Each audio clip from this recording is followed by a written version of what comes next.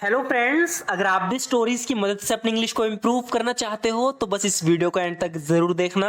आपको बहुत कुछ सीखने को मिलेगा। सो फ्रेंड्स, बिना किसी देरी के शुरू करते हैं आज की अपनी इस बेहतरीन स्टोरी को।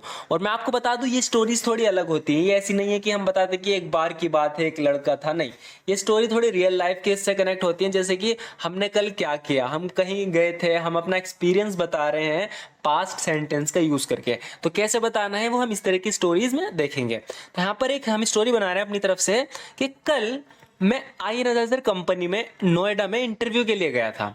अब इसे इंग्लिश में हम बोलेंगे yesterday I went to the I analyser company, या हम कहेंगे I went for an interview at the I analyser company. तो कंपनी के लिए हम यूज करेंगे एट द, इनका यूज नहीं करेंगे। Yesterday I went for an interview at the I analyser company Noida, ये तो नीचे वाला है। ऊपर हम इस तरीके से भी कह सकते हैं कि yesterday I went to the I analyser company in Noida for an interview. दोनों का मतलब है कि कल मैं आई एनालाइजर कंपनी में नोएडा में इंटरव्यू के लिए गया था। मेरा इंटरव्यू 11 बजे निर्धारित था, यानी मेरा इंटरव्यू 11 बजे होना था। अब इसे इंग्लिश में हम सबसे पहले कहेंगे माई इंटरव्यू वो शेड्यूल्ड फॉर 11 ओ क्लॉक। तो यहाँ पर हम शेड्यूल यूज कर रहे हैं, लेकिन अमेरिकन इंग्लिश में हम इसे बोलते हैं स्केड्यूल। तो यहाँ पर हम इसे इस तरीके से कह सकते हैं कि my interview was scheduled for 11 o'clock. तो आपकी मर्जी, आप इसे कैसे भी प्रोनाउंस कर सकते हो। या अगर हम इसे ऐसे नहीं बोले तो हम इसे बड़े आराम से कह सकते हैं कि my interview was suppose to be at 11 o'clock. इसका मतलब है कि मेरा इंटरव्यू 11 बजे होना था। जब हमें इस तरीके से बोलना हो कि मेरा इंटरव्यू 11 बजे होना था, तो हम कहेंगे my interview was suppose to be at 11 o'clock. इसीलिए मैं घर से सही 9 बजे निकला था, यानी इंटरव्यू 11 बजे का था। तो यहाँ बताया जा रहा है कि इसीलिए मैं घर से सही 9 बजे निकला था। अब इसीलिए के लिए यहाँ पे हम तो कह सकते हैं कि दैट्स वाई या देयरफॉर, दोनों का यूज कर सकते हैं। हम कहेंगे दैट्स वाई, इसीलिए आई लेफ्ट होम, मैं घर से निकला था एट एग्जैक्टली 9 ओ क्लॉक, ठीक 9 बजे। या हम कहेंगे देयरफॉर, इसीलिए आई डिपार्टेड, यहाँ पे लेफ्ट की जगह हम डिपार्टेड का यूज करेंगे। आई डिपार्टेड फ्रॉम होम, मैं घर से निकला था एट प्रिसाइसली, एग्जैक्टली की जगह हम बोलेंगे एट प्रिसाइसली 9 ओ क्लॉक, ठीक 9 बजे मैं घर से निकला था। मैंने मेट्रो पकड़ी और नोएडा पहुंचा। इंग्लिश में हम कहेंगे आई caught the metro and reached Noida. I caught the metro and reach Noida, यानी मैंने मेट्रो पकड़ी और नोएडा पहुंचा। या हम कह सकते हैं कि I boarded the metro and arrived at Noida. I boarded the metro and arrived at Noida, दोनों का मतलब एक ही कि मैंने मेट्रो पकड़ी और नोएडा पहुंचा। नोएडा पहुंचकर मैं अपने दोस्त से मिला और फिर हम दोनों कंपनी की ओर चले, यानी मेरे दोस्त को भी इंटरव्यू के लिए जाना था।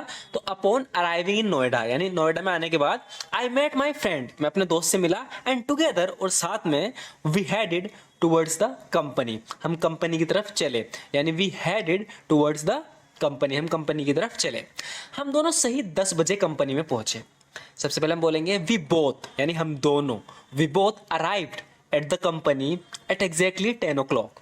We both arrived at the company at exactly 10 o'clock, यानी हम सही 10 बजे दोनों हम कंपनी पहुंचे। या हम कह सकते हैं कि we both reached the company at sharp 10 o'clock, दोनों का मतलब है कि हम दोनों ठीक 10 बजे कंपनी में पहुंचे। वहां पहुंचने पर हमसे एक फॉर्म भरने के लिए कहा गया। इंग्लिश में बोलेंगे upon arrival there we were asked, यानी हमसे कहा गया, पैसिव सेंटेंस का यूज होगा यहाँ पर। वी वर आस्क्ड, हमसे कहा गया to fill out a form first, के पहले एक फॉर्म भरो। तो वहां पहुंचने पर हमसे फॉर्म भरने के लिए कहा गया। Upon arrival there we were asked to fill out a form first, या हम कह सकते हैं कि वी वर आस्क्ड, हमसे पूछा गया to fill out a form upon reaching there, वहां पहुंचने पर हमसे फॉर्म भरने के लिए कहा गया। तो जब भी आप कहीं पे बता रहे हो कि हमसे फॉर्म भरने के लिए कहा गया, तो आप इस तरीके से कह सकते हो कि we were asked to fill out, fill out का यहाँ पर हम यूज करेंगे। जहां हमने अपनी एजुकेशनल और पर्सनल जानकारी देनी थी, यानी फॉर्म में जहां हमें अपनी एजुकेशनल और पर्सनल जानकारी देनी थी। तो पूरा सेंटेंस कुछ इस तरीके से होगा upon arrival there we were asked to fill out a form first where we needed to provide our personal and educational details, जहां पर हमें अपनी पर्सनल और एजुकेशनल डिटेल देनी थी, किसमें, फॉर्म में। We completed the form and submitted it, यानी हमने फॉर्म को कंप्लीट किया और सबमिट कर दिया। आफ्टरवर्ड, आफ्टरवर्ड का यूज होता है उसके बाद। अब उसके बाद क्या हुआ, इसके लिए हम यूज करेंगे आफ्टरवर्ड का। आफ्टरवर्ड, उसके बाद, यानी फॉर्म भर के सबमिट करने के बाद, afterward we were asked to sit, हमसे दोबारा क्या पूछा गया, वी वर आस्क्ड, यानी हमसे पूछा गया टू सिट, बैठ जाए, एंड वेट, और इंतजार करें, in the interview room until our turn came.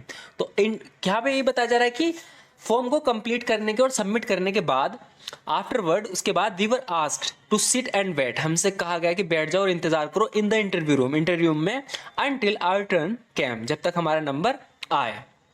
We waited for about an hour, हमने लगभग 1 घंटे इंतजार किया, एंड देन द इंटरव्यूअर, जो इंटरव्यू लेने वाला था, who was conducting the interviews, जो इंटरव्यू ले रहा था, कॉल्ड आउट माई नेम, उसने मेरा नाम लिया।